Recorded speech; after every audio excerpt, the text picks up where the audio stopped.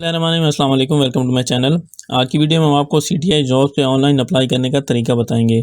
तो जो मेरी प्रीवियस वीडियो थी उसमें मैंने आप लोगों को बताया था कि सीटीआई जॉब्स पे आपने अप्लाई कैसे करना है। इसका तरीकाकार जो है मुकम्मल तब्दील हो चुका है। आपने इस पे ऑनलाइन अप्लाई करना है। कॉलेज में आपने कोई भी डॉक्यूमेंट सबमिट नहीं करवाना।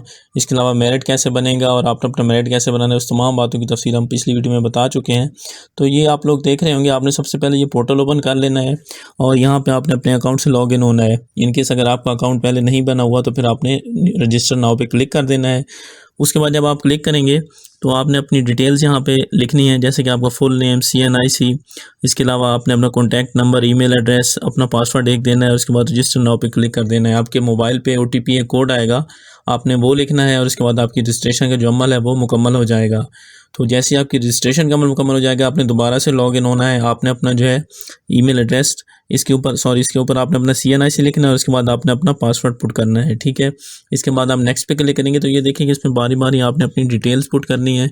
सबसे पहले आपने इसमें अपनी पर्सनल इन्फॉर्मेशन देनी है। उसके अंदर आपने अपना नाम बताना है, फादर नेम, फादर अलाइव है, स्टूडेंट का जो जेंडर है वो बताना है, डेट ऑफ बर्थ, ये सारी चीज़ें आपने बतानी है। उसके बाद आपने अपना जो इमेज अपलोड करना है, अपनी एक तस्वीर उसके अंदर अपलोड करनी है। और उसके बाद अपने जो CNIC के फ्रंट पहले आपने जो है इमेज वो इसके ऊपर अपलोड करना है। उसके बाद आपने जो इसकी बैक इमेज है CNIC की वो अपलोड करनी है। तो ये आपने अपने लैपटॉप, कंप्यूटर से जहाँ से भी आप अप्लाई कर रहे होंगे आपने ये इसके ऊपर अप्लाई कर देना है, ठीक है। उसके बाद नेक्स्ट जो है स्टेप 2, उसके अंदर जो दूसरा है उसके अंदर ये है कि स्टूडेंट का आपने ईमेल लिखना है। यहाँ पे जो आपका ईमेल होगा उसके बाद आपने अपना कॉन्टैक्ट नंबर लिखना है, आपने अपना पूरा एड्रेस लिखना है, आपने अपना प्रोविंस लिखना है, डिस्ट्रिक्ट लिखना है, सिटी। और अगर आपका परमानेंट एड्रेस सेम है तो आपने सेम एज अबव पे क्लिक कर देना है। अगर आपका डिफरेंट है CNIC पे तो आपने अलग से उसमें एड्रेस भी पुट अप कर देना है। उसके बाद आपने नेक्स्ट कर देना है। उसके बाद आपने अपनी क्वालिफिकेशन की डिटेल लिखनी है, एजुकेशन की। तो ये जो है सबसे इम्पोर्टेंट पोर्शन है। इसके अंदर आपने मैट्रिक से ऑनवर्ड्स अपनी जो है एजुकेशन लिखनी है। इसमें सबसे पहले आपने अपना सेकेंडरी स्कूल सर्टिफिकेट इसके ऊपर पुट अप करना है, लेवल मैट्रिक लिखना है, ठीक है। जहां से आपने अपना जो है जिस साल शुरू की थी वो लिखना है, स्टार्ट ईयर, एंड ईयर आपने लिखना है, ठीक है। ये और इसके अलावा तो इसके बाद इसके दो पोर्शन है। एक आपने यहाँ पे अपनी डिटेल लिखनी है, उसके बाद आपने अपनी जो है दूसरी डिटेल लिखनी है। आपने जब अपनी डिग्री या रिजल्ट कार्ड सामने रखना है तो उसके ऊपर जो है आपका रोल नंबर भी लिखा होगा, रजिस्ट्रेशन नंबर भी लिखा हुआ होगा। तो ये सारी चीज़ें भी आपने लिखनी है। इसके अलावा आपने कहाँ से ये डिग्री हासिल की है उस बोर्ड का नाम लिखना है, ठीक है। इंस्टीट्यूट जहाँ पे आप पढ़ते रहे वहाँ उसका नाम लिखना है, आपके मार्क्स कितने थे और टोटल नंबर कितने थे, ये सारी चीज़ें आपने पुट करनी है। उसके बाद नेक्स्ट कर देना है। तो बारी बारी आपने ये जो है अपनी एजुकेशनल जो है डिटेल सारी लिखनी है इसके अंदर। तो जो मैंने पहले बताया आपको कि आपने उसके अंदर जो है रोल नंबर, रजिस्ट्रेशन नंबर वो आपने लिखना है, पहले मैट्रिक वाला, फिर इसके बाद जैसे जैसे आप पुट अप करते जाएंगे चीज़ें आपने वो लिखनी है, ठीक है। CGPA था, मार्क्स था, जो भी सिस्टम था आपने वो लिखना है, ठीक है। फर्स्ट डिवीजन थी, सेकंड डिवीजन थी, वो सारी चीज़ें आपने लिख देनी है, परसेंटेज लिखना है। उसके बाद आपने ट्रांसक्रिप्ट जो अपनी डिग्री है उसकी फ़ोटो भी साथ अपलोड करनी है, मैट्रिक की डिग्री की, ठीक है। जब आप ये एक प्रोसेस जो है एक स्टेप आप कंप्लीट कर लेंगे उसके बाद आपने फिर इंटरमीडिएट का यही सेम आपने रिपीट करना है, ठीक है। उसके अंदर भी आपने ये लिखना है।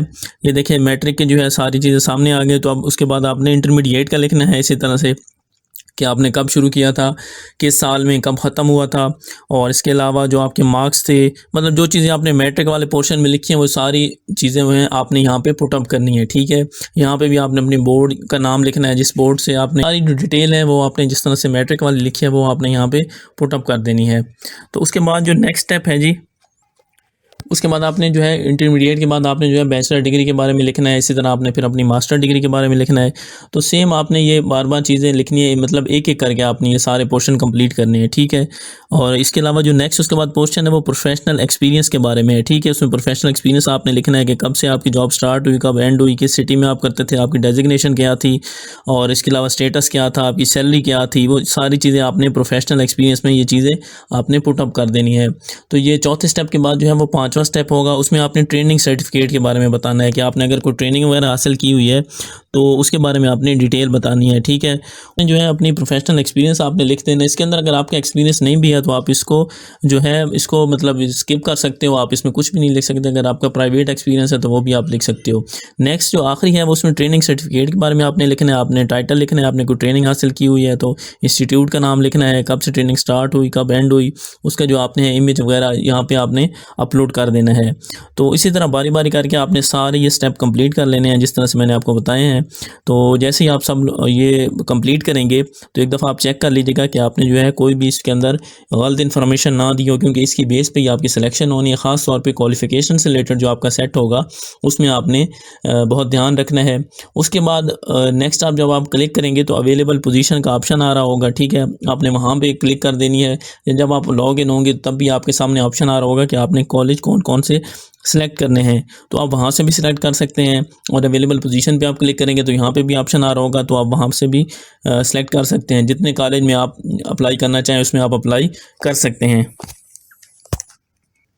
तो ये कॉलेज की लिस्ट आप लोगों के सामने शो हो रही है। देखिए यहाँ पे गवर्नमेंट एसोसिएट कॉलेज जो है लालियाँ, चिन्योट, इसके अलावा गुजरांवाला, रावलपिंडी, ये पूरे पंजाब से जहाँ जहाँ भी जो भी सीट वैकेंट होगी आपके सामने, ये देखें मेल की है, फीमेल की है, किस डिस्ट्रिक्ट में है, और इसके अलावा जो है इस पर जो है कौन सी वैकेंसी है और उसकी जो नंबर ऑफ़ वैकेंसीज़ है वो कितनी वैकेंट हैं। तो ये सारी चीज़ें आप लोगों के सामने शो हो रही हैं। आपने जिस पे भी अप्लाई करना है आप जस्ट आपने सिंपल अप्लाई पे क्लिक कर देना है, ठीक है।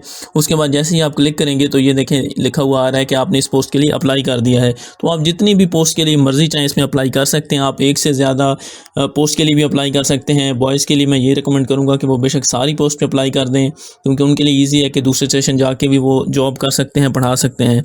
तो आपने जहाँ आपको सूटेबल लगता हो आपने अप्लाई पे जस्ट क्लिक करना है, तो आपका अप्लाई